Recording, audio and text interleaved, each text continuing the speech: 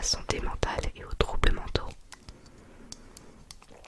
Moi j'ai décidé de vous parler de la dépression et du trouble anxieux, ainsi que d'autres effets de la dépression. Alors je sais que c'est un sujet un petit peu sensible, mais même si d'habitude je n'ose pas trop parler de ce genre de sujet sur ma chaîne, aujourd'hui je me sens beaucoup plus légitime d'en parler. Je pense que je peux en parler, tout simplement parce que pour ceux qui ont vu ma FAQ, je parlais de mon tatouage. Et certains d'entre vous ont compris que si je parle de ça et si j'ai ce tatouage, c'est aussi parce que je suis concernée par ce problème, cette maladie qu'est la dépression. Donc dans cette vidéo, j'ai envie de vous expliquer, d'expliquer d'ailleurs à tout le monde ce qu'est la dépression. Et il y aura aussi après tout ça une partie un peu plus témoignage où je parlerai de ce que je ressens personnellement, même si je ne rentrerai pas peut-être dans les détails entièrement. J'exposerai mon point de vue là-dessus. Donc vous n'êtes pas obligé de regarder cette vidéo, mais j'avais envie de la faire parce que je pense que beaucoup de personnes ont une idée un peu faussée de ce qu'est la dépression. Se sont fait des idées toutes faites qu'ils ont pu entendre ou de ce qu'on a pu leur dire, mais comme ils n'ont jamais été face à cette maladie, personnellement, ils ne peuvent pas comprendre. Donc je vais dans un premier temps vous expliquer ce qu'est la dépression. C'est un mot qui est devenu aujourd'hui très courant et pourtant il recouvre une réalité encore très très mal comprise.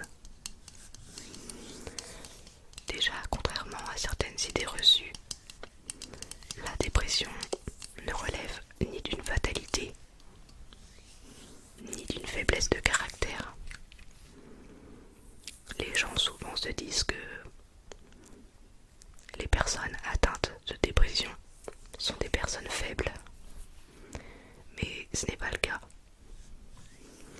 Parce que la dépression est une maladie qui peut toucher tout le monde, quel que soit son âge, son sexe, son niveau social, sa religion, etc.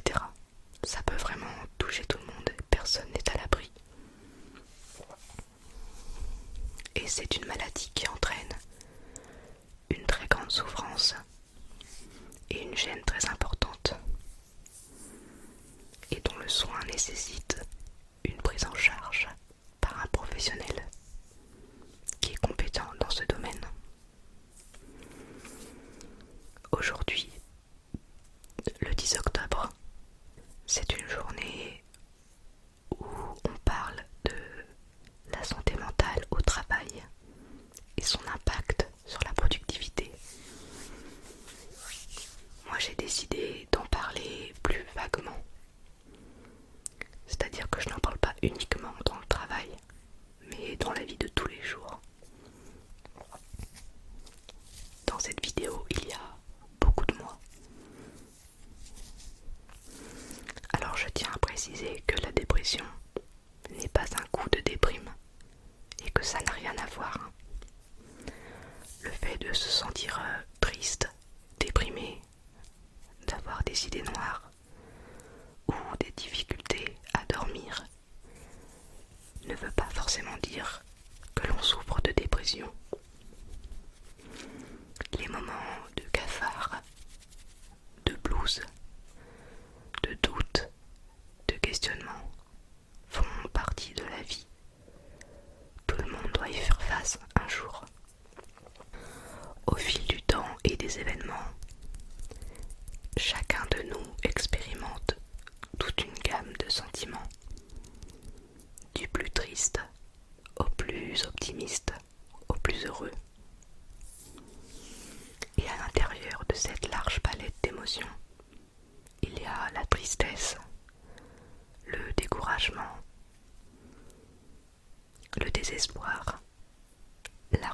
question. Et ça représente des expériences humaines normales. Ces variations et ces baisses de l'humeur ne doivent pas être confondues avec ce qu'éprouve une personne dépressive. Pour pouvoir parler de dépression et donc de maladie, il faut plusieurs choses. Il faut que ces perturbations de l'humeur soient multiples et bien caractérisées, qu'elles se manifestent de façon quasi permanente ou permanente pendant une période supérieure à 2 semaines. Il faut que ces perturbations de l'humeur entraînent une gêne importante dans un ou plusieurs domaines de la vie.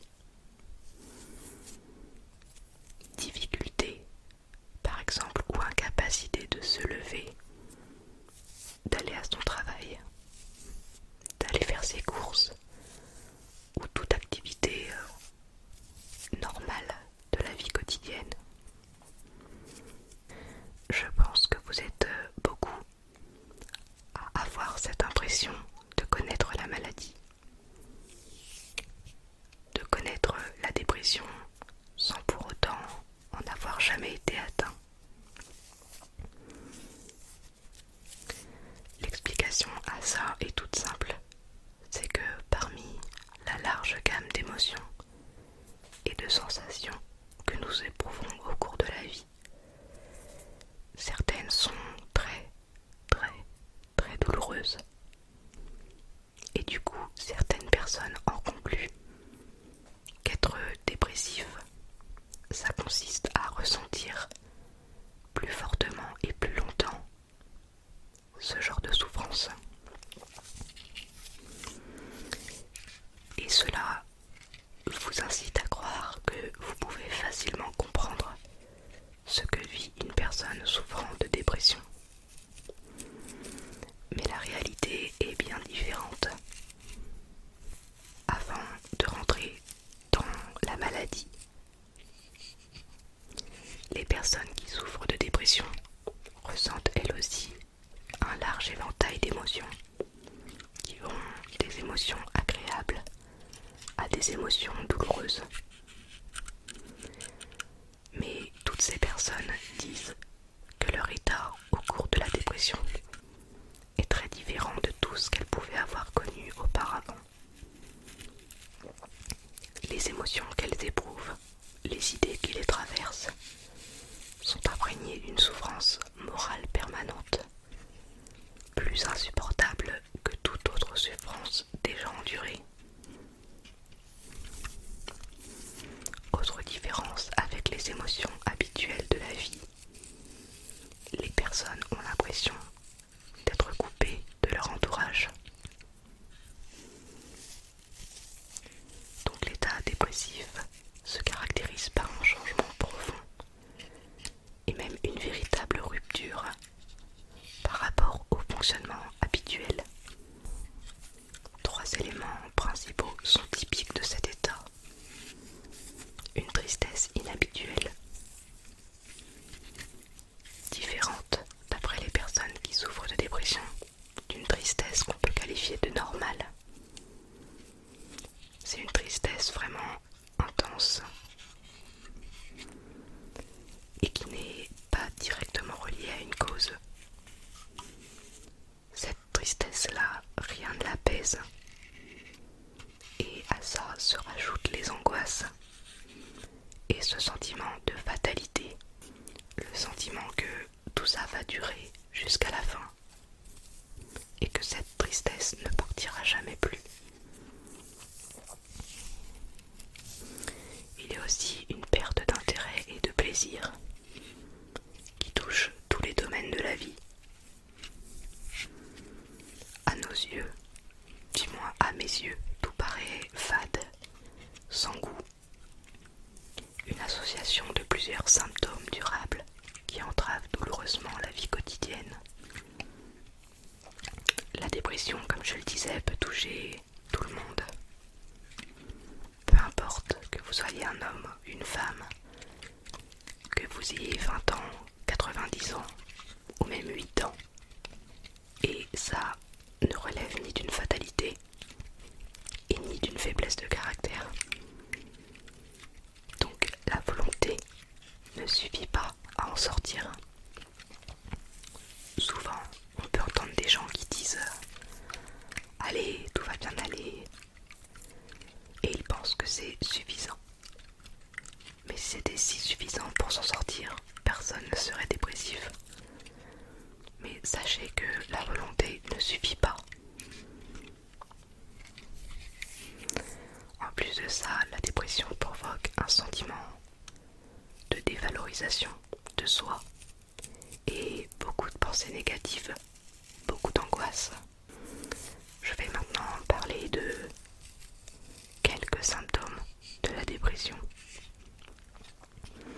Il faut savoir que la dépression entraîne un ralentissement dans toutes les facettes de la vie quotidienne, que ce soit la vie affective, le fonctionnement intellectuel, la forme physique, mais aussi les mécanismes vitaux et corporels. Donc ce n'est pas quelque chose qui est uniquement dans la tête. Ça devient un mal physique en même temps. Ce ralentissement se décline en multiples symptômes qui persistent pendant une longue durée. Donc au-delà de 2 semaines, mais ça peut être des semaines, des mois, des années. Même si les symptômes sont bien présents, la personne qui souffre de dépression a souvent du mal à les repérer.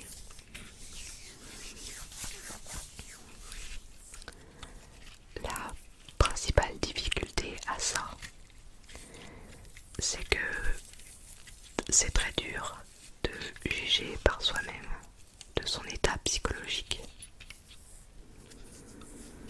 Et une autre raison à ça, c'est le fait de considérer ces symptômes comme normaux, en les attribuant à une difficulté de l'instant. Par exemple, si vous vivez quelque chose d'un petit peu compliqué dans votre vie, vous allez avoir tendance à remettre tous ces symptômes là-dessus pour ne pas voir la maladie. C'est pour ça que c'est important d'aller voir un professionnel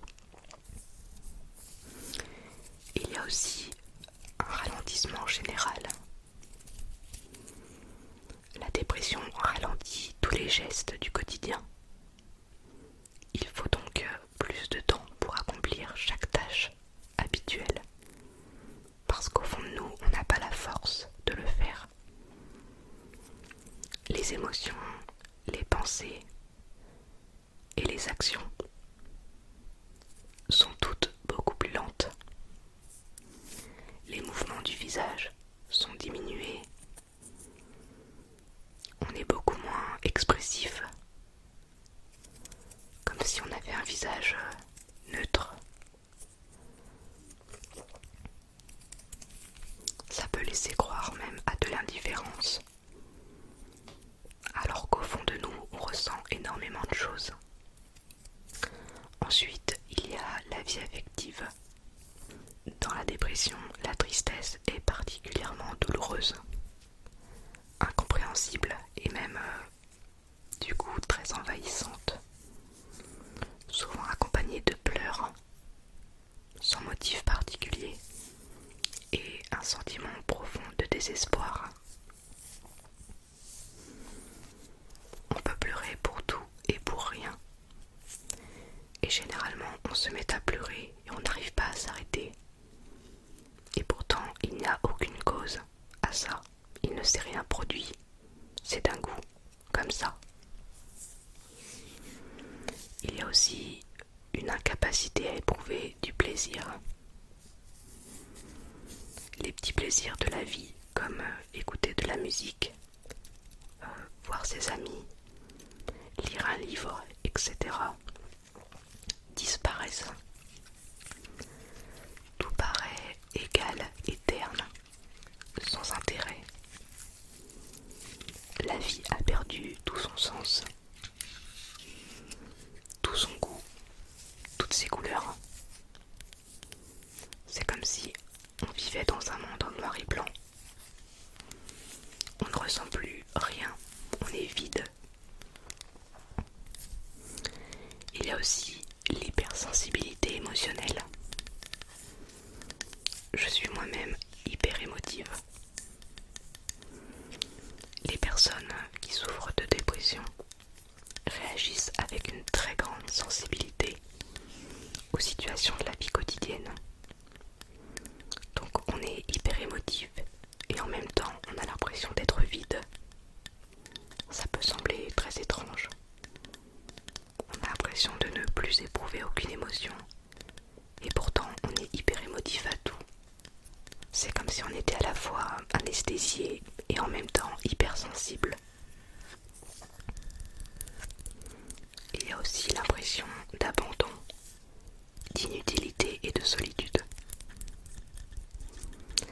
Ces impressions cohabitent avec le sentiment de ne pas être aimé des autres et de rien avoir à dire qui puisse les intéresser.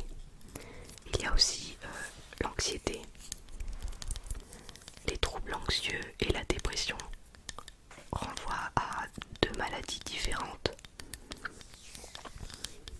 Néanmoins, l'anxiété est un symptôme très fréquent en cas de dépression.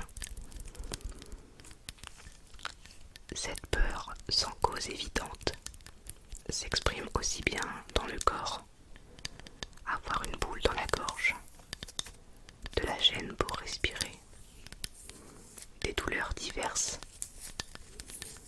au ventre, dans les jambes, dans les membres en général, que dans la tête, des ruminations, un sentiment de mort imminente ou de catastrophe imminente, et la peur de, on ne sait pas, mais de la peur. C'est limite une crise de tétanie, c'est une peur très très très importante. La dépression modifie aussi le fonctionnement intellectuel. On voit tout en noir. Quand on souffre de dépression, il devient très difficile de réfléchir et de trouver les mots, de parler avec fluidité. On a l'impression d'avoir la tête vide et que le monde est trop compliqué pour nous, qu'on ne saura jamais s'y adapter, qu'on ne saura pas y faire face, comme si tout paraissait trop compliqué. Et donc il faut faire un effort très important pour accomplir des tâches qui jusque-là s'effectuaient totalement normalement, naturellement, sans y penser. Une diminution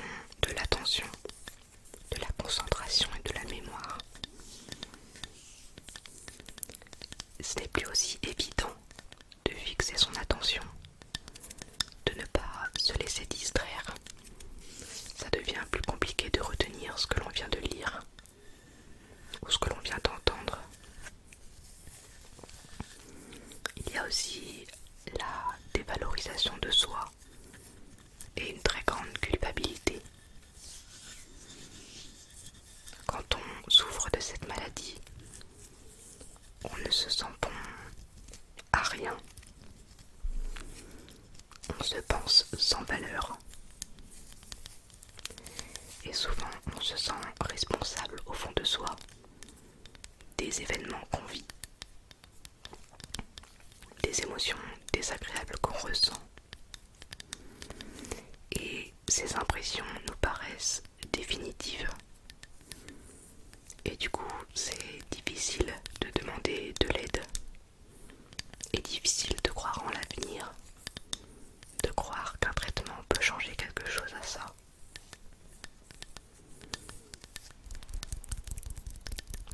On devient pessimiste en permanence. Tout nous décourage. Et il y a aussi les pensées autour de la mort. Que ce soit notre propre mort ou celle de nos proches. Il faut savoir que ces idées noires sont fabriquées par la dépression. Elles disparaissent quand on guérit de la maladie. Mais il est très important de signaler les idées suicidaires à un professionnel, par exemple à un psychiatre ou un psychologue, un médecin, à quelqu'un en tout cas, et ne pas rester avec des idées suicidaires. Avoir des idées suicidaires, ça ne veut pas dire qu'on va passer à l'acte, mais c'est très dur à gérer psychologiquement. Et beaucoup de gens qui pensent au suicide ne le font pas forcément. Mais le fait d'y penser rajoute de l'angoisse.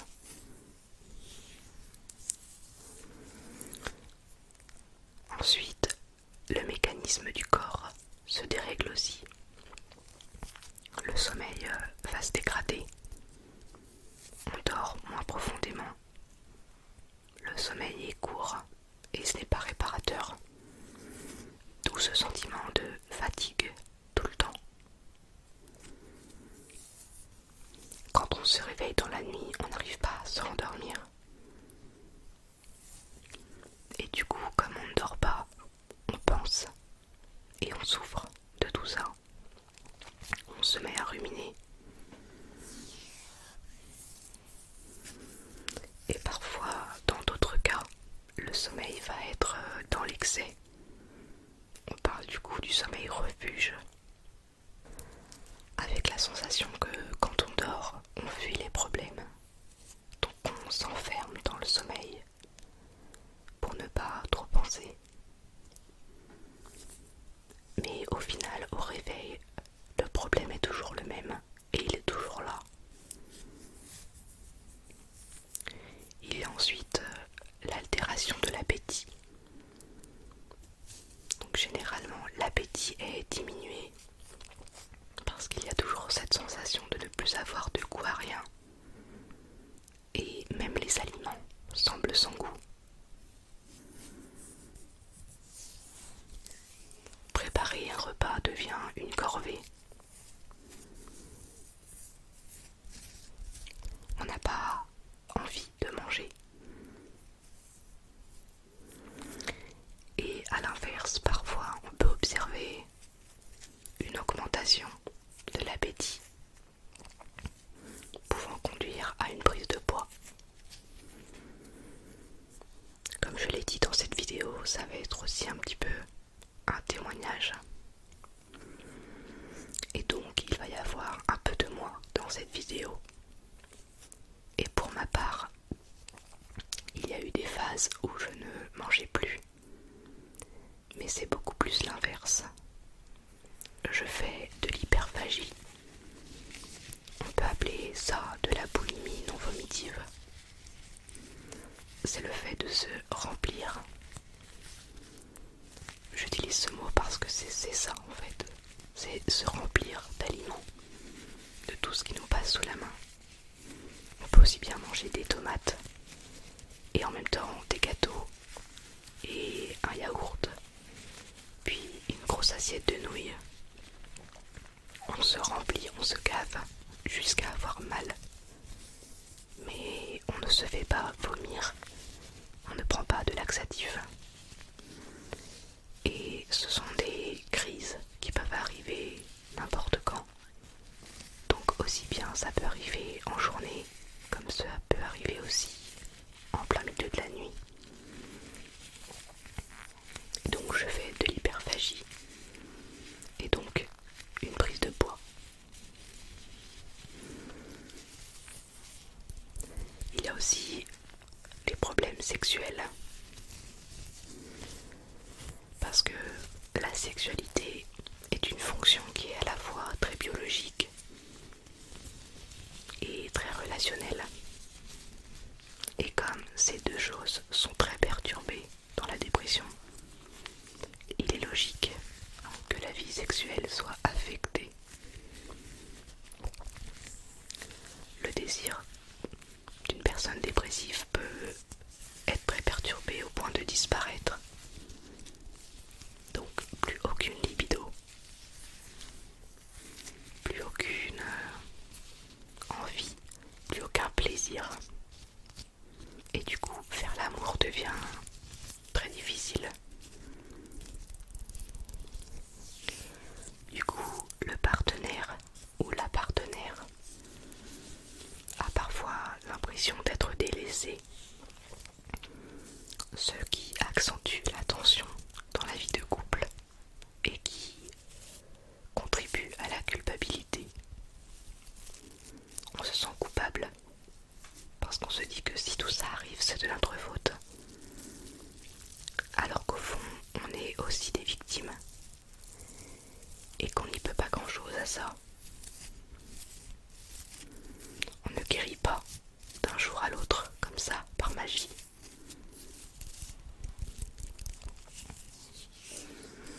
Il y a aussi les symptômes physiques que j'ai déjà expliqués. Donc les douleurs, des maux de tête ou des souffrances dans les articulations, des problèmes digestifs, de la tension artérielle, une perturbation, une interruption des règles, etc. Comme je le disais, la dépression commence par le mental, mais a de réels impacts sur la santé physique. J'aimerais maintenant parler des différentes formes de la dépression. Il faut savoir que la dépression se manifeste le plus souvent sous forme d'épisodes. On parle alors d'épisodes dépressifs caractérisés ou d'épisodes dépressifs majeurs. Quand la dépression s'installe dans le temps, on parle de dysthymie ou de dépression chronique. Et il y a aussi les troubles bipolaires qui constituent un trouble spécifique qui alterne entre des phases de dépression et des phases de surexcitation. Le diagnostic d'épisode dépressif caractérisé est posé quand l'épisode dépressif dure suffisamment longtemps et quand, durant cette période, chaque jour ou presque, et pendant la plus grande partie de la journée, la personne dépressive se sent triste, sans espoir, ou a perdu ses centres d'intérêt.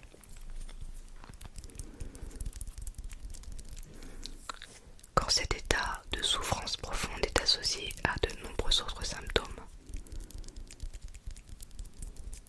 qui ont des répercussions au niveau affectif, social professionnel ou dans d'autres domaines importants de la vie. L'épisode dépressif peut être plus ou moins sévère et les symptômes plus ou moins nombreux et à intensité variable. Et la gêne peut être plus ou moins importante. Lors des épisodes les plus graves, tous les types de symptômes sont présents et leurs effets dans la vie de tous les jours sont très importants. Les incapacités et les perturbations relationnelles, professionnelles et sociales sont nombreuses. Dans les cas extrêmes, la personne ne parvient plus à prendre soin d'elle-même, se nourrir, s'habiller, conserver un minimum d'hygiène personnelle, ou peut même tenter de mettre fin à ses jours. Il se peut que l'épisode dépressif soit associé à certaines périodes de la vie ou de l'année. Donc les saisons par exemple, où l'épisode dépressif peut survenir à des moments particuliers de l'année, par exemple à chaque hiver, et puis disparaître au printemps. On parle alors de dépression saisonnière, mais c'est une forme qui est assez rare. Il y a aussi pendant la maternité la dépression postpartum. À noter que la dépression postpartum ne doit pas être confondue avec le baby blues. Le baby blues, c'est un moment de doute passager qui est surmontable et c'est souvent caractérisé par l'idée et le sentiment d'être débordé, de ne pas comprendre les demandes de son bébé. Et c'est quelque chose qui arrive à de nombreuses femmes après l'accouchement.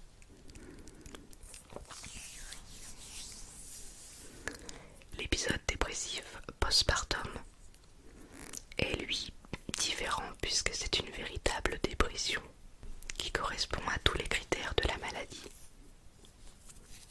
et qui débute dans le mois qui suit l'accouchement. Il y a aussi le deuil. Au cours des semaines qui suivent la perte d'un être cher, il est courant de ressentir des symptômes dépressifs. Ceux-ci font partie du processus normal de deuil.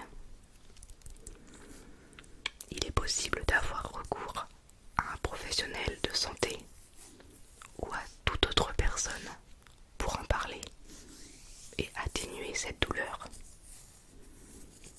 Mais le recours aux professionnels de santé pour une prise en charge spécifique devient nécessaire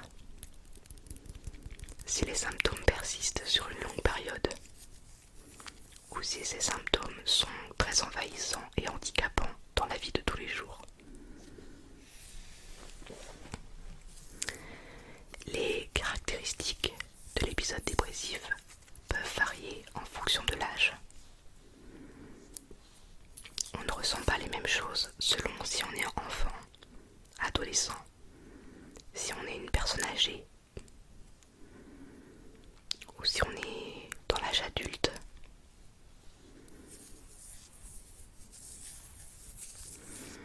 Comme je l'ai dit, la dépression n'épargne personne.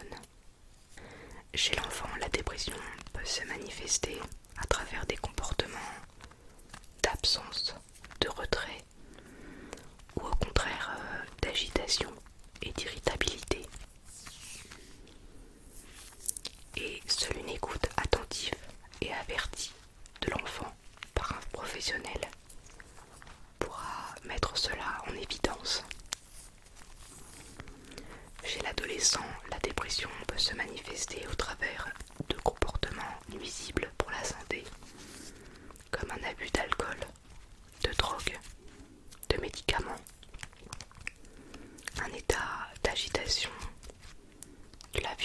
verbale, physique, ou alors une indifférence à tout. Chez les personnes âgées, qui elles non plus ne sont pas épargnées, les symptômes de la maladie sont très semblables à ceux qu'on peut trouver chez les adultes plus jeunes. Mais la reconnaissance de la maladie peut être plus difficile à faire en raison de la diminution de l'activité physique et parfois intellectuelle. Pourtant, le fait d'être triste ou pessimiste ne doit pas être considéré comme quelque chose de normal, même pour une personne âgée. Il faut savoir que la guérison de la dépression est possible. Il se peut que la maladie réapparaisse, mais il se peut aussi qu'elle disparaisse pour toujours. Il est donc très important d'avoir un suivi adéquat, voire un traitement, et de prendre la maladie au début. C'est toujours plus facile. Face à une dépression, on recherche souvent des explications. Et les premières questions qu'on se pose sont: pourquoi moi? Que s'est-il passé? Qu'ai-je fait pour mériter ça? En tant qu'humain, on a besoin de comprendre et de donner un sens à ce qui nous arrive. C'est un processus naturel. Il est fréquent d'avoir recours à des explications d'apparence vraisemblable. On évoque alors des causes externes, comme par exemple c'est parce que ça ne va pas au travail, ou c'est parce que j'ai des problèmes d'argent. Mais quand tout ira mieux, quand tout sera rentré dans l'ordre, ça ira mieux. Ou bien des causes internes. On se dit c'est ma faute, je suis bonne à rien, bon à rien. Je n'ai jamais été comme les autres. Pourtant, ces interprétations sont le plus souvent très éloignées des origines réelles de la dépression. Elles constituent souvent un frein, d'ailleurs, au processus de soins et de guérison. Quand c'est comme ça, quand on cherche les causes, on n'ose pas aller consulter un médecin ou un spécialiste. La dépression, comme la plupart des maladies psychiques, des troubles mentaux, ne provient pas d'un facteur unique. Elle résulte d'un ensemble de mécanismes de diverses natures. On distingue habituellement les facteurs biologiques, psychologiques et environnementaux, donc liés à l'environnement social ou familial. Certains de ces facteurs interviennent dans la dépression et préparent le terrain. On parle de facteurs à risque ou de facteurs de vulnérabilité. Par exemple, le fait d'avoir des parents qui ont souffert de dépression augmenterait le risque d'être touché par la maladie. De même, le fait de vivre des événements traumatisants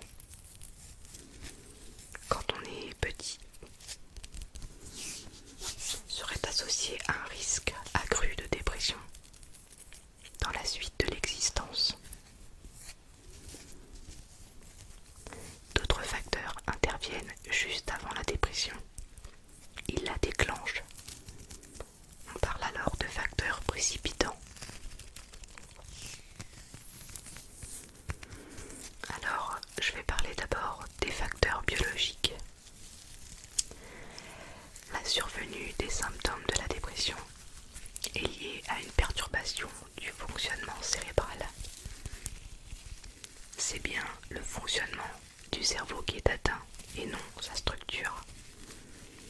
Ça se passe à l'intérieur. C'est aussi pour ça que cela est réversible, parce que la structure n'est pas endommagée. C'est un dysfonctionnement du cerveau. Ça se traduit par des anomalies dans la fabrication, la transmission et la régulation de certaines substances chimiques dans le cerveau.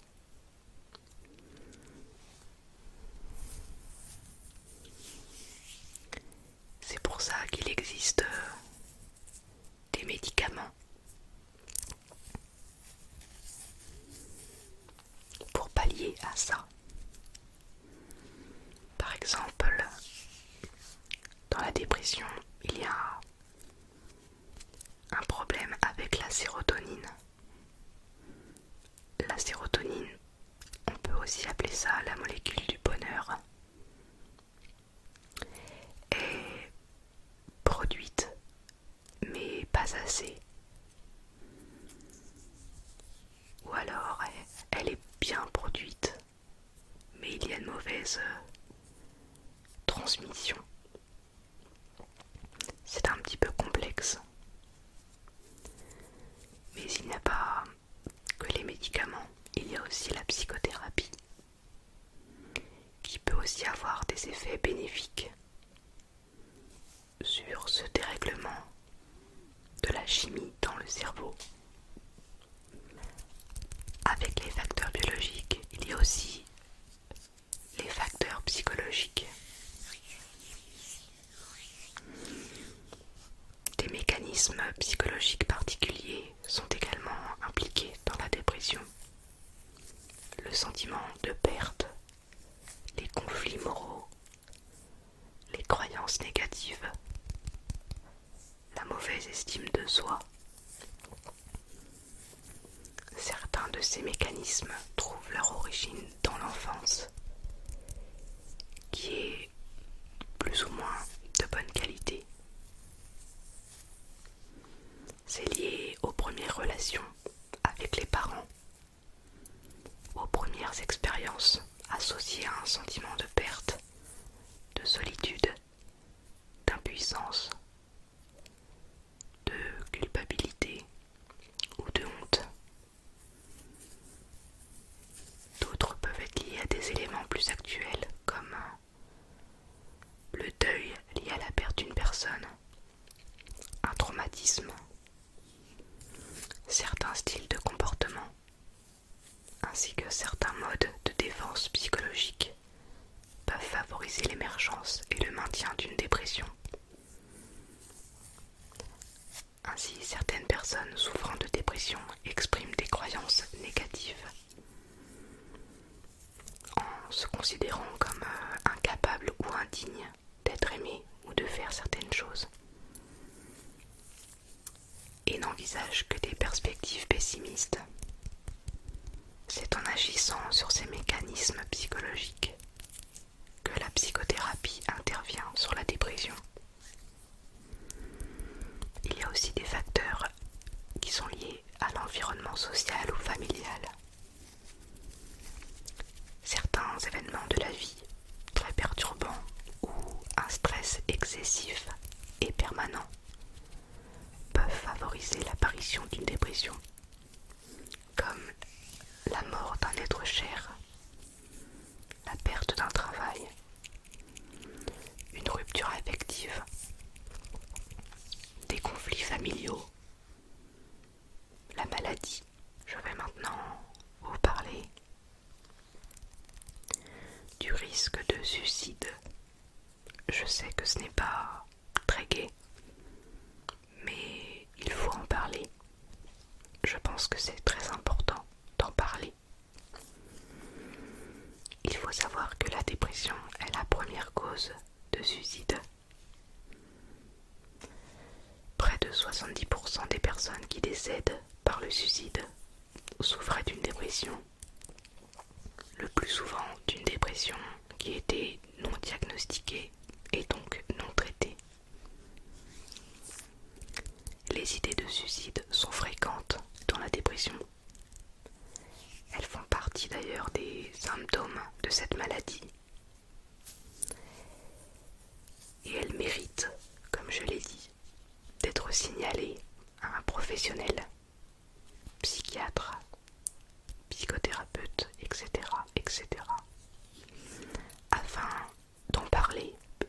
désamorcer cette idée suicidaire.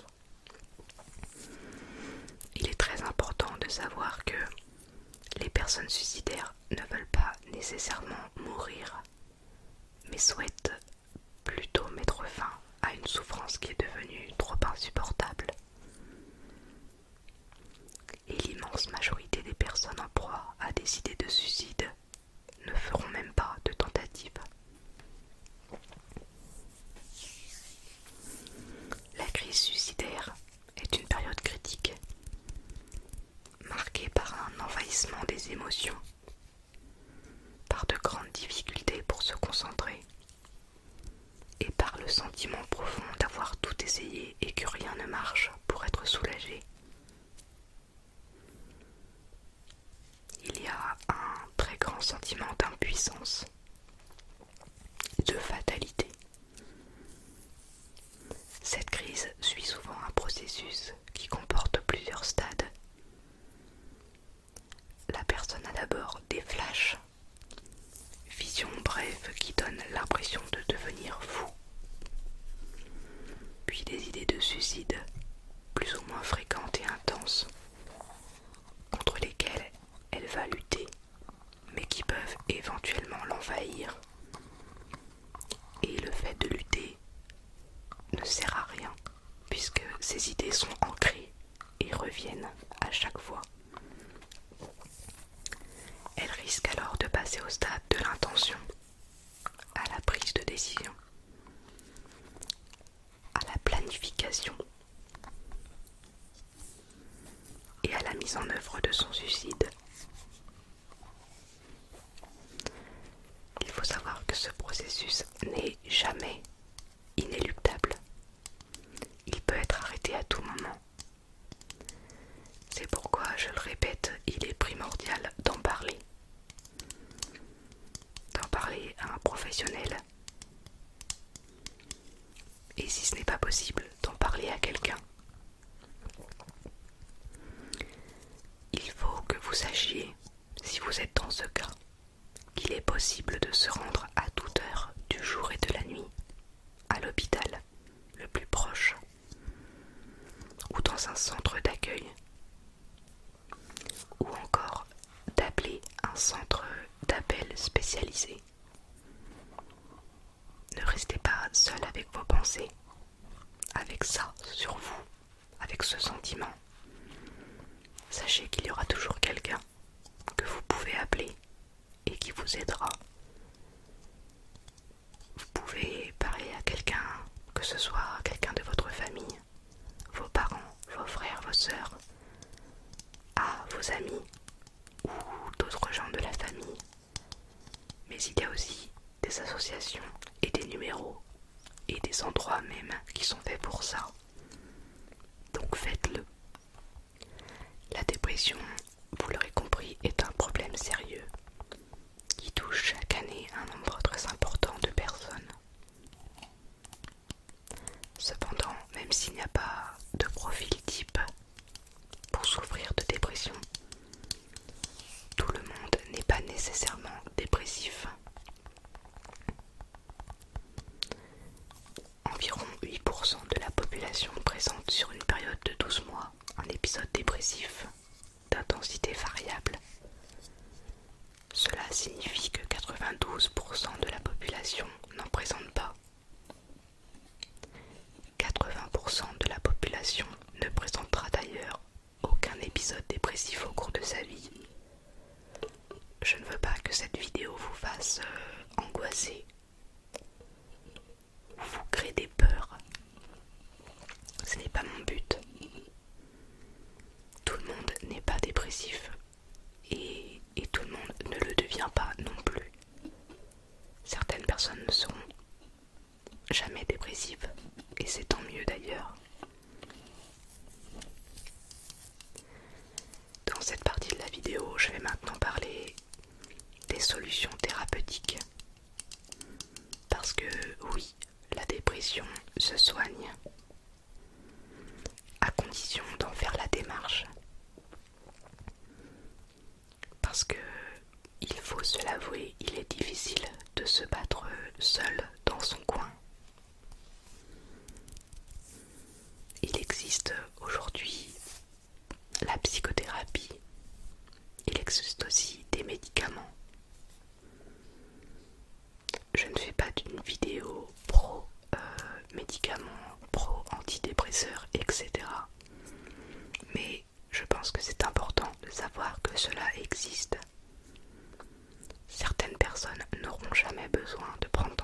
antidépresseurs et une psychothérapie leur suffira. Mais il faut savoir que les médicaments existent aujourd'hui et que même si les médicaments ne soignent pas la dépression, ils peuvent vous aider.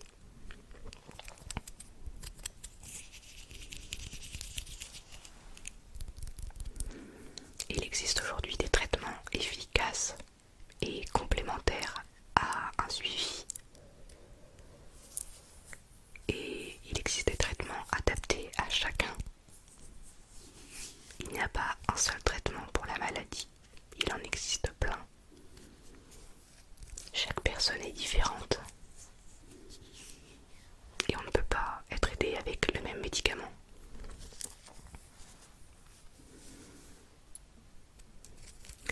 Quel que soit le traitement, sa mise en œuvre s'appuie toujours sur un dialogue, une collaboration étroite entre votre soignant, donc votre psychiatre, votre psychologue, et vous-même. Vous avez le droit d'être informé. Vous pouvez à tout moment poser des questions, exprimer vos attentes, vos craintes, vos doutes, vos peurs. Il faut savoir que vous êtes acteur de votre traitement et de votre guérison. Tout ce qui est autour est là pour vous aider, mais vous êtes l'acteur principal. La dépression est une maladie qui, pour des raisons diverses, est associée à une perturbation du fonctionnement du cerveau. Ça affecte l'ensemble de l'organisme, mais aussi la personnalité. Et la volonté seule ne suffit pas pour agir sur une maladie aussi complexe que la dépression. Un traitement est donc absolument nécessaire quand on souffre de dépression. La nécessité d'un traitement est une idée qui peut paraître difficile à accepter pour des raisons psychologiques, culturelles, mais aussi pour des raisons qui sont liées aux effets de la dépression. On a souvent tendance à penser qu'il serait préférable de s'en sortir par soi-même que de se faire soigner. Que l'idée de se faire soigner et d'être aidé serait une facilité. L'idée qu'accepter de l'aide reviendrait à renoncer à toute dignité ou à votre lutte personnelle. Sachez que c'est faux. Que contre la dépression, c'est trop dur de se battre tout seul. Et de plus, la lutte est très inégale. Et que se faire soigner ou suivre une psychothérapie, avoir même un traitement médicamenteux, c'est en réalité devenir l'acteur de la guérison, de sa propre guérison. Retrouver le choix et prendre en main son destin. Quand on accepte un projet de soin, donc de suivre une psychothérapie, ça ne veut pas dire qu'on se fait soigner passivement. Vous avez un rôle majeur à jouer dans votre guérison. Un psychothérapeute ne peut pas rentrer dans votre tête et savoir d'où vient le problème. Il va falloir se confier à lui, il va falloir lui parler. Si vous ne parlez pas, il ne pourra pas vous aider. Je sais que ça peut vous paraître dur, mais pour ma part, ça fait presque 10 ans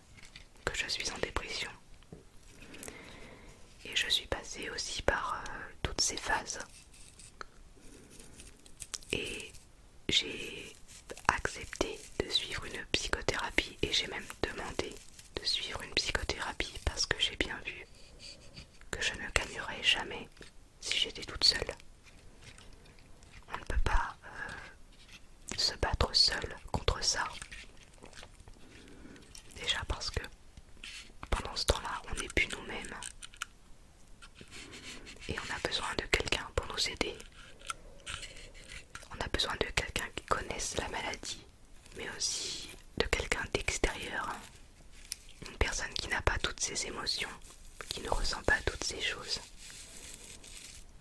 et qui connaît assez bien la dépression et tout ce qu'elle engendre pour nous aider et nous guider. Je pense que quand c'est comme ça, il faut mettre ce qu'il nous reste d'ego de côté et accepter le fait de se faire aider. La dépression n'est pas une faiblesse de caractère et le fait d'accepter de se faire aider n'est pas non plus une faiblesse. Je pense même que c'est du courage, le fait de se dire et d'accepter qu'on ne peut pas réussir tout seul. Vous savez, demander de l'aide, c'est pas facile. Je pense que demander de l'aide, c'est du courage. Ça veut dire qu'on est conscient que quelque chose ne va pas. On est conscient qu'on est malade. Et on est conscient que c'est peut-être le seul moyen de guérir. Donc, si aujourd'hui quelqu'un me regarde, si toi qui me regardes, tu ressens tout ça et que tu n'oses pas en parler, fais-le. Vas-y, ose, fais-le. Sache que tu ne t'en sortiras pas tout seul. Il existe énormément de spécialistes et tu en trouveras forcément un avec qui il y aura un feeling, parce que c'est très important de trouver quelqu'un avec qui vous vous sentez bien. Au début ça sera dur parce qu'il faut raconter sa vie, il faut raconter des choses qui remontent à très longtemps, il faut raconter des choses qui sont difficiles à raconter, des choses que vous avez pu subir et dont vous avez honte. Mais il faut le dire. Quand vous commencez une psychothérapie, quand vous commencez à voir un psychologue, vous devez être honnête et vrai. Vous ne devez pas mentir ou diminuer les choses. Vous devez dire les choses comme vous les ressentez et vous devez tout dire. Il faut que vous osiez dire les choses telles qu'elles sont. Parce que c'est comme ça que la personne en face de vous pourra vous aider. Il faut savoir que la psychothérapie est un traitement à part entière de la dépression et que de nombreuses études ont permis d'en prouver l'efficacité. Pendant un épisode dépressif, la psychothérapie permet de mieux gérer la maladie, de réduire ses symptômes et leurs conséquences. Ça permet aussi de donner du sens à ce que l'on vit et de pouvoir envisager de nouveaux projets. Un des premiers effets de la psychothérapie, c'est le soulagement. Ça peut être ressenti immédiatement. Moi, c'est ce qui m'est arrivé. Dès la première séance, il y a eu ce côté de soulagement. Mais il faut savoir qu'il y a d'autres changements qui vont intervenir peu à peu au bout de plusieurs séances. Plus vous vous livrerez et plus vous vous sentirez soulagé. Il faut savoir que la psychothérapie sert aussi à prévenir la réapparition des symptômes. Donc c'est quelque chose qui doit se faire pendant la dépression, mais aussi après, une fois que les symptômes de la dépression sont partis, pour éviter que ça revienne. Il faut savoir que la psychothérapie, c'est un échange. Donc comme je vous l'ai dit, il y a un lien de confiance qui va se créer entre vous et votre thérapeute. C'est un lien qui s'instaure grâce à l'écoute, à la bienveillance, mais aussi à l'absence de jugement et la compréhension de cette personne. Vous devez savoir qu'un psychothérapeute n'est pas là pour vous juger, donc vous pouvez tout dire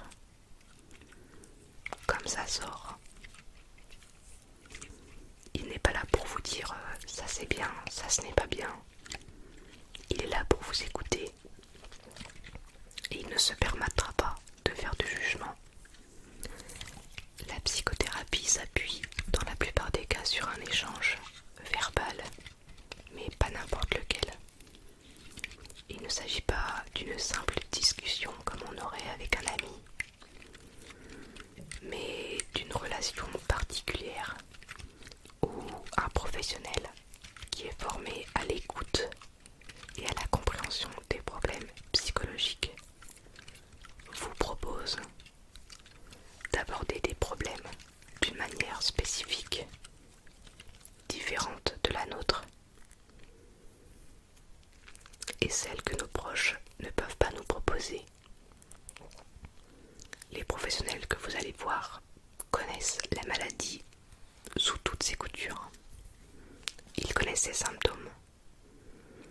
Et du coup, vous n'avez pas ce sentiment d'être fou, puisque ce que vous allez dire à cette personne, il y a de grandes chances pour qu'elle l'ait entendu au moins une fois ou deux avec d'autres patients.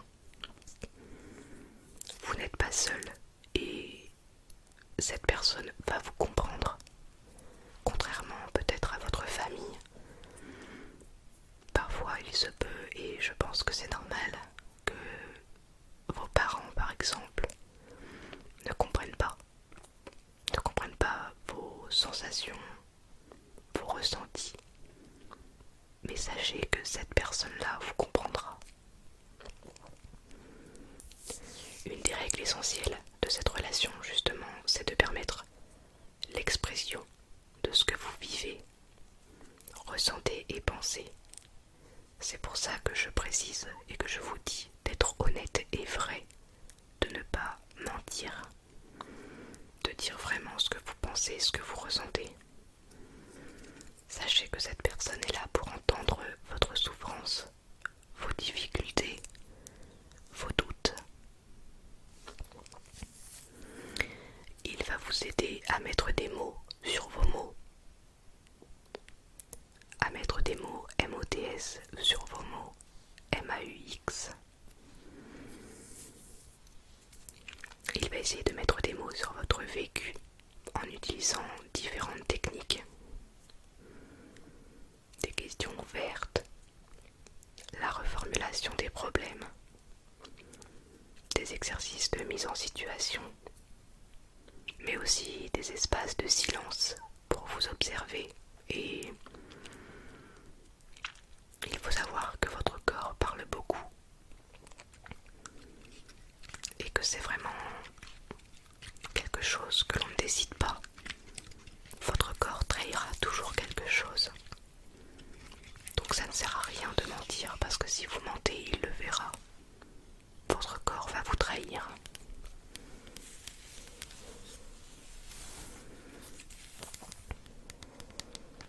Je peux vous le dire, ce travail psychologique n'est pas facile, parce que ça passe par un face-à-face avec soi-même, avec ses problèmes, avec ses émotions, avec sa souffrance intime. Et vous allez peut-être craindre cette confrontation, vous allez avoir peur que ce soit douloureux. Et vous allez peut-être même tenter de l'éviter.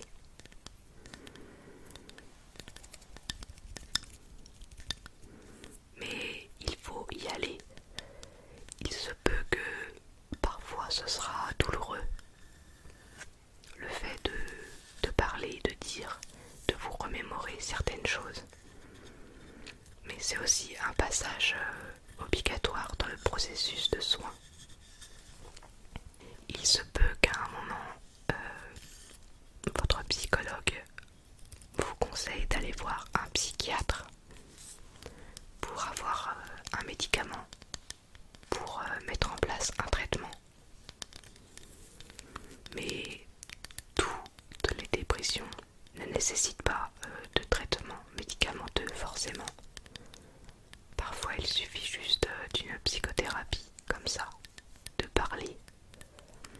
Et parfois c'est un petit peu plus compliqué et vous devrez prendre un traitement. L'objectif de ce traitement, et donc des antidépresseurs, c'est de réduire les symptômes, de réduire ce qui vous empêche de vivre.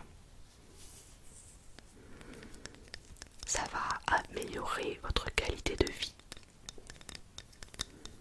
Ça vous aide à restaurer le fonctionnement normal de votre sommeil, de votre appétit. Ça vous aide aussi à retrouver une perception positive de la vie.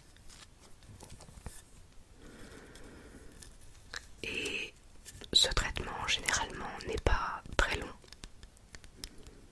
Parfois, vous allez devoir prendre un traitement sur un mois, peut-être juste pour vous aider, vous pousser à aller mieux. Il y a aussi le cas de l'hospitalisation. Alors, il faut savoir que la plupart des formes de dépression peuvent être soignées sans avoir besoin d'être hospitalisé,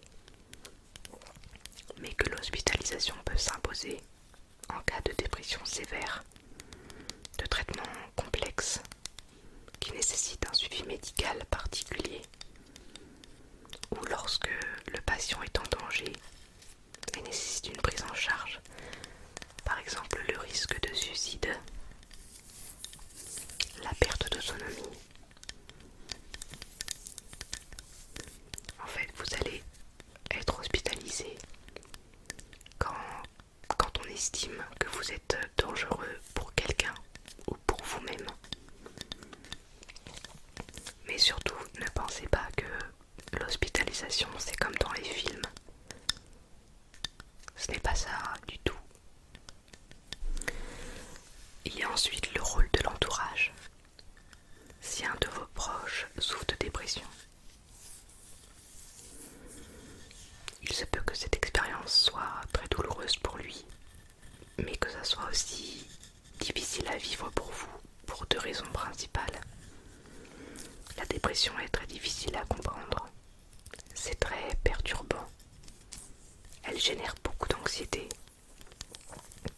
Pour ceux qui ne l'ont pas vécu à l'intérieur, si un de vos proches souffre de dépression, il s'agit pour vous de trouver votre juste place entre votre proche et son soignant. Vous ne pouvez pas vous substituer au médecin ou au thérapeute de votre proche. Mais vous avez cependant un rôle essentiel dans le soutien que vous pouvez lui apporter. Déjà, il faut comprendre que la dépression est une maladie. Et vous devez peut-être apprendre à détecter ces signes. Vous pouvez aider votre proche à consulter et à suivre un traitement approprié. Vous devez le soutenir à bonne distance. C'est-à-dire que vous ne devez pas l'étouffer ou l'infantiliser. Vous devez évoquer au besoin avec lui pour mieux les prévenir les éventuelles idées de suicide. Il faut aussi prendre soin de vous-même pour que votre aide reste la plus efficace possible. Il faut savoir que la dépression est une maladie que l'on met parfois beaucoup de temps à identifier et dont le traitement se fait toujours dans la durée. Pendant toute cette période, vous aurez à partager la souffrance de votre proche et à trouver la force de lui apporter tout votre soutien et votre amour.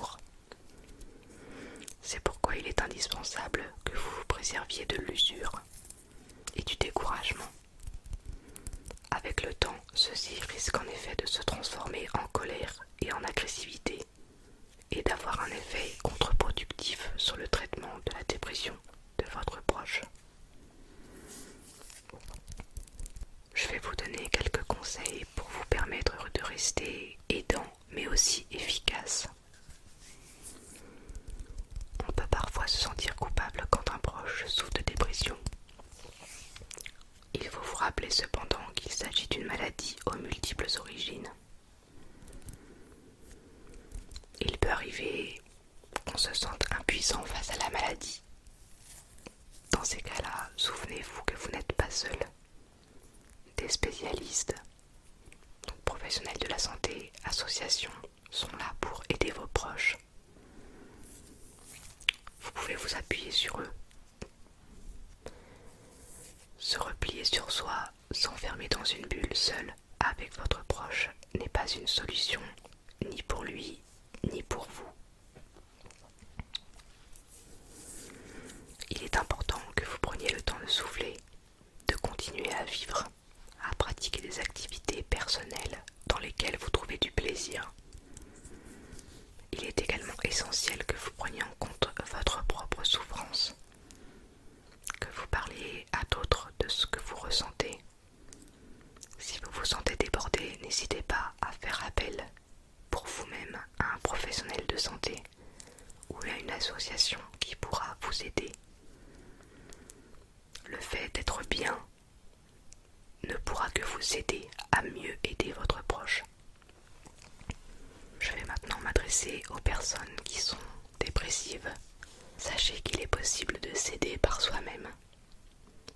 Et ça permet aussi de renforcer l'efficacité d'un traitement, d'accélérer la guérison ou encore d'éviter la réapparition des symptômes. Je sais que quand on souffre de dépression, on a plutôt tendance à perdre confiance en soi et n'avoir plus envie de rien. Mais une dynamique positive peut s'enclencher et inverser le processus négatif de cette maladie. Déjà très important, c'est dire ce que l'on ressent à des personnes de confiance quand on va mal. C'est exprimer sa souffrance. C'est un conseil valable pour tout le monde, à tout moment de la vie, pas forcément quand on est quelqu'un de dépressif.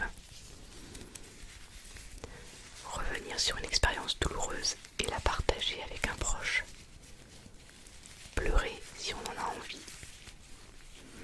Tout cela fait partie d'un processus naturel qui permet d'aller mieux.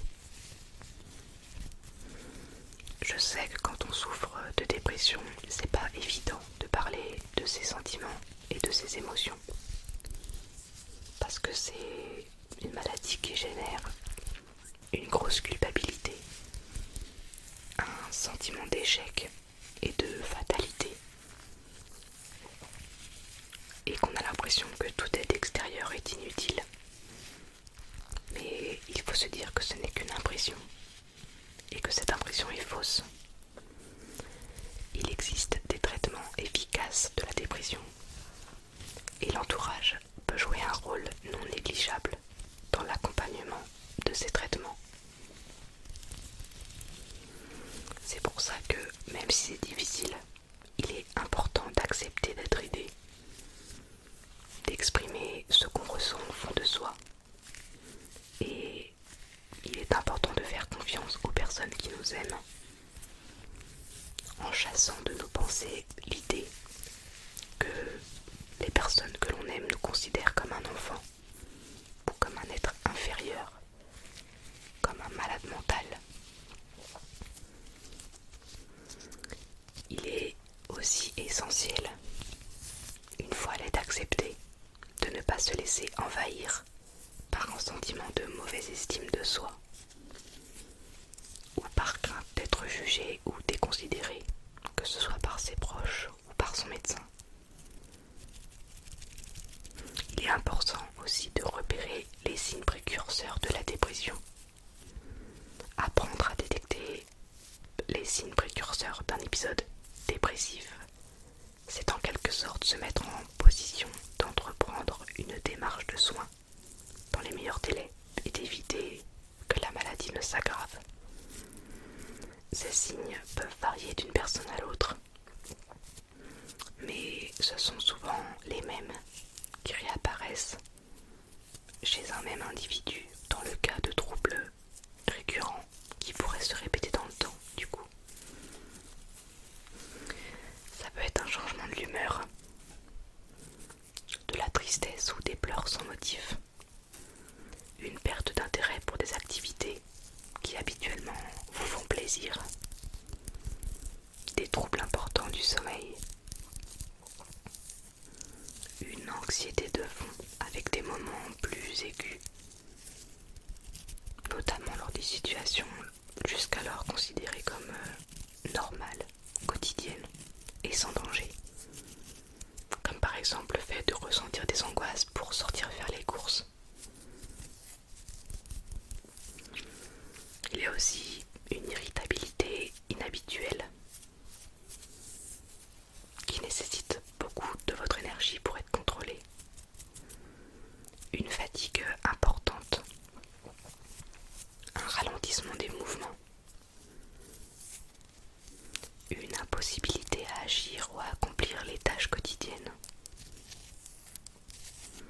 une sensibilité exacerbée au bruit ou à l'agitation environnante, le fait de ne plus supporter par exemple vos enfants ou vos frères et sœurs, des modifications inhabituelles de l'appétit. Savoir reconnaître ses propres signes, c'est utile dans le cas de crises récurrentes. La dépression est un phénomène complexe dans lequel interviennent plusieurs causes ou facteurs. Donc il y avait les facteurs biologiques, mais aussi psychologiques, et les facteurs liés à l'environnement. Ces facteurs ne sont pas indépendants les uns des autres.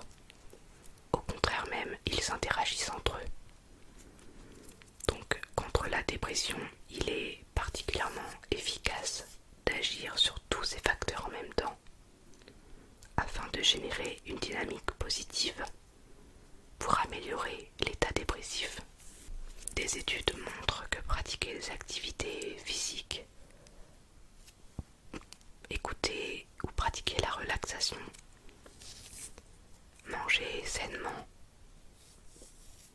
réduire l'alcool, etc. et maintenir des liens sociaux peuvent aider dans la maladie et peuvent contribuer à sa guérison. Comme j'ai pu le dire dans cette vidéo, je suis moi-même dépressive depuis plus de 10 ans, bientôt. Et je souffre aussi d'un trouble anxieux. La dépression a apporté beaucoup de choses avec elle, comme des phobies, des TOC, des crises de spasmophilie, de l'hyperphagie, et aussi la dépersonnalisation et la déréalisation. C'est quelque chose dont j'ai envie de parler. J'ai envie d'expliquer ce qu'est la dépersonnalisation et la déréalisation. Parce que c'est quelque chose de très dur à vivre. Et que je me dis, peut-être que certaines personnes qui vont regarder mes vidéos en souffrent et ne savent pas ce que c'est. Et du coup n'arrivent pas à mettre de mots sur ce qu'elles ressentent. Par exemple, c'est un jour comme les autres, mais vous vous sentez d'un coup coupé de vos sensations. Vous avez soudainement l'impression de ne plus vous sentir relié à votre corps, d'être dans un monde dont vous vous sentez isolé. Ce qui vous donnait du plaisir avant, les souvenirs du passé, vous semblent faire partie d'une autre vie. Pour certains, il s'agit d'une impression, et pour les autres, pour d'autres comme moi par exemple, cet état va se prolonger et devenir permanent. Il s'agit de la dépersonnalisation. C'est un des symptômes fréquents de l'anxiété. Ça se caractérise par l'expérience prolongée ou récurrente d'un sentiment de détachement et d'une impression d'être devenu un observateur extérieur de son propre fonctionnement mental et de son propre corps. Mais ce qui est le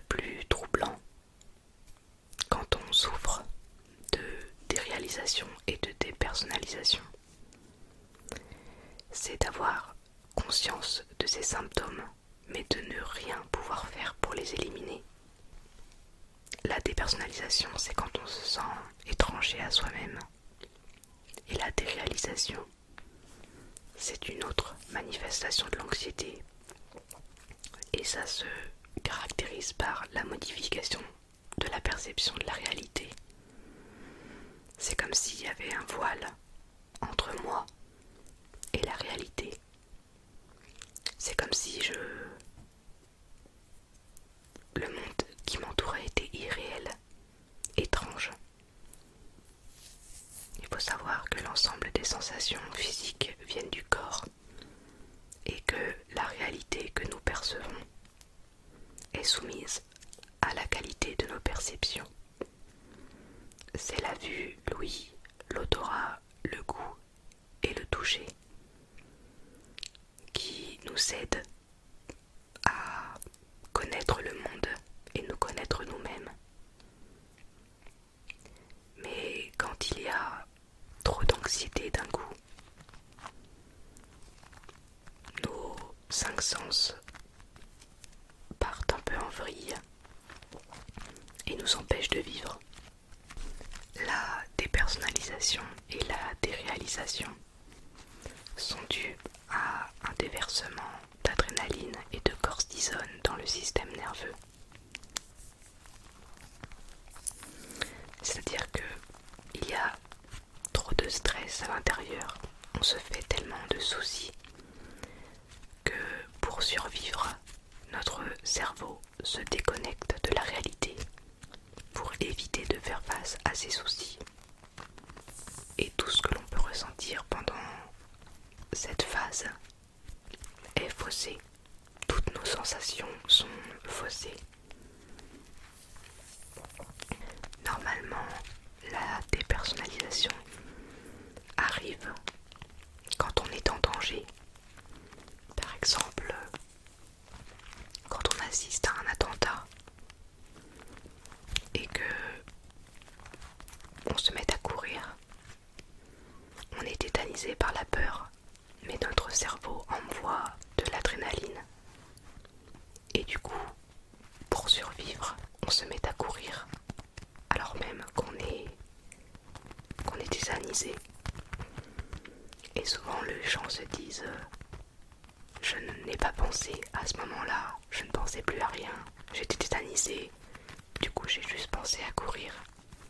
Un autre exemple, il est déjà arrivé que des personnes qui aient été victimes d'un accident et qui se soient retrouvées par exemple amputées d'un bras se rendent à l'hôpital avec leur bras amputé sans ressentir de douleur. Eh bien c'est la même chose. Le cerveau et le corps se mettent en mode survie et la douleur ne se fait plus sentir. La douleur est comme anesthésiée.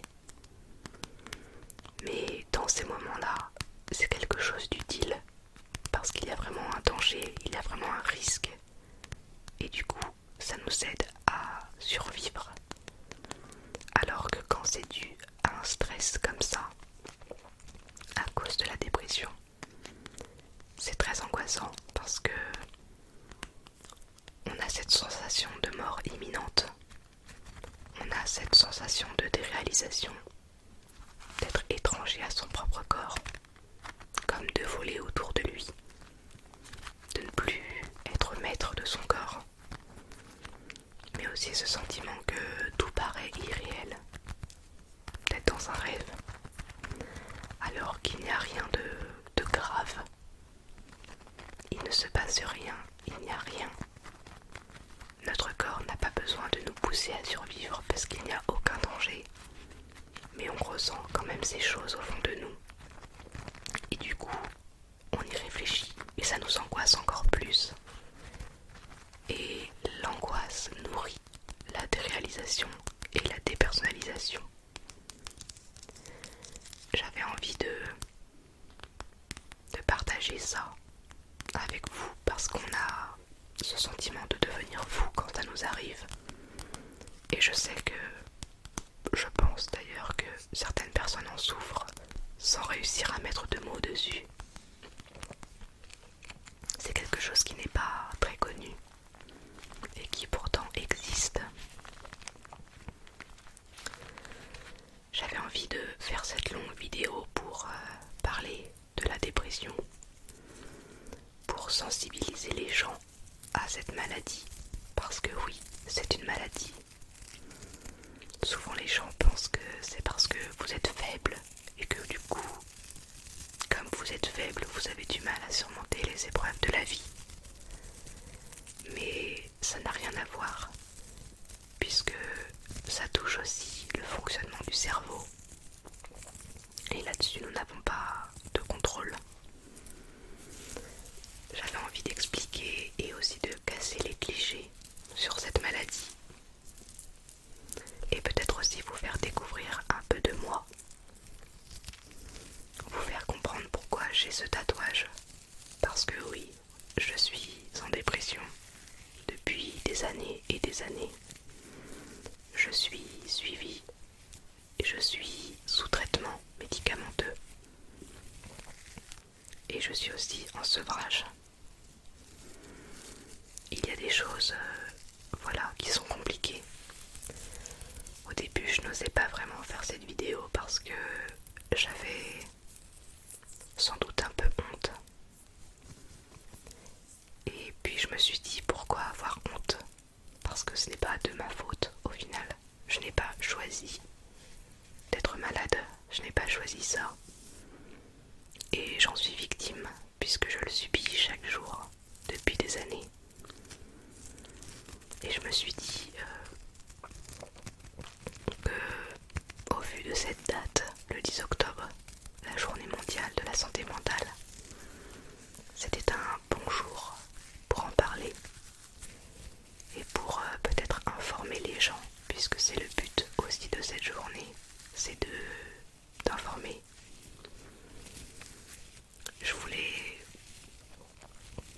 aussi faire comprendre que peut-être que vous ne le savez pas, mais une personne que vous connaissez est peut-être dépressive. Ça ne se voit pas forcément comme ça, ce n'est pas écrit sur notre front. Mais les choses sont ce qu'elles sont. Et je voulais aussi dire aux gens qui sont dans cette même situation, qui sont dépressifs, que vous n'êtes pas seul et que vous ne serez jamais seul. Et je sais que tout le monde n'a pas la chance d'avoir une famille ou des proches qui sont là près de vous pour vous aider. Sachez qu'il existe des professionnels, mais qu'il existe aussi des associations, qu'il existe des numéros de téléphone à appeler. Si vous vous sentez seul et que vous ne savez pas à qui parler, sachez qu'il y aura toujours quelqu'un pour vous écouter. Je compte mettre dans la description quelques liens d'associations et quelques numéros de téléphone, quelques sites, parce que je veux vraiment vous donner du courage. Je veux vraiment vous envoyer un message de courage et vous dire ça va aller. Vous n'êtes pas seul. Vous n'êtes jamais seul. Et à toutes ces personnes qui ont des idées suicidaires, osez appeler, osez demander de l'aide. Ne restez pas avec ces idées dans votre tête. Ne restez pas à vous torturer l'esprit. Osez demander de l'aide. Appelez. Laissez un commentaire sous cette vidéo. Je suis moi-même pas guérie de cette maladie depuis tout ce temps. J'y travaille et je reçois beaucoup de messages et de commentaires de gens qui souffrent de cette maladie ou qui souffrent d'autres troubles mentaux comme des troubles du comportement alimentaire, anorexie, boulimie, les aider. Et croyez-moi, j'aurais vraiment envie de tous vous aider. Seulement moi-même, je ne suis pas guérie. Je ne suis pas professionnelle. Et je ne peux pas vous aider là-dedans. Je peux peut-être oui vous écouter, mais je ne pourrai jamais vous aider. Donc n'hésitez pas à faire le pas si vous savez, si vous êtes conscient que vous êtes malade et que vous n'y arriverez pas tout seul. N'hésitez pas à aller en parler. N'hésitez pas à appeler les numéros qui peuvent vous recevoir, à appeler des associations, à en parler à vos proches, à vos amis. Et si vous n'avez pas la famille, une famille assez ouverte pour comprendre, parlez-en peut-être à votre professeur ou à l'infirmière de votre collège, de votre lycée ou de votre fac. Vous pouvez aussi aller à l'hôpital pour en parler. Sachez qu'il existe des milliers de professionnels qui peuvent vous écouter et vous aider. Alors s'il vous plaît, si vous souffrez, ne restez pas dans cet état. Ne restez pas comme ça en espérant que les choses vont passer. Je sais, et je peux vous certifier, je peux vous promettre que je sais à quel point vous souffrez à l'intérieur. Je sais que des fois vous avez juste envie que la douleur s'arrête, quitte à faire une bêtise. Mais ne le faites pas. Je vous promets qu'un jour vous irez mieux. La dépression, ce n'est pas une fatalité, on en guérit. Et c'est pareil pour plein de troubles. L'anorexie, on peut en guérir. La boulimie, on en guérit. Il y a plein de choses dont on guérit. Et je veux aussi m'adresser à tous les gens qui souffrent, pas forcément de dépression, mais qui ne savent pas à qui s'adresser. Je pense également aux gens qui se font harceler à l'école ou au travail. Je pense aux gens qui sont homosexuels et qui n'ont pas de personne à qui en parler, aux gens qui sont transgenres, aux gens qui sont malades, que ce soit des maladies physiques ou maladies mentales. Sachez qu'il y aura toujours quelqu'un pour vous écouter sur cette terre, qu'il y aura toujours quelqu'un pour vous redonner de l'espoir. N'arrêtez jamais de croire que vous pouvez guérir ou que ça peut aller mieux. Quand je parle de guérison, je ne parle bien sûr pas de tout ce qui est homosexualité, transsexualité, parce que ce n'est pas une maladie. Je préfère le préciser. N'allez pas croire que je suis en train de dire que être homosexuel ou transgenre est une maladie ou un trouble mental. Ça n'a absolument rien à voir. Je dis juste que les personnes qui souffrent, et peu importe du mal dont vous souffrez, vous pouvez être aidé. Il y a des associations faites pour vous et qui pourront réellement vous aider, concrètement vous aider. Parce que moi, je ne peux pas vous aider. Et même si j'en ai envie, je ne suis pas apte à vous aider. Mais ne restez pas seul. Je vous fais d'énormes bisous. Je pense à vous. Et je vous soutiens dans votre maladie ou dans votre cheminement. Je vous aime.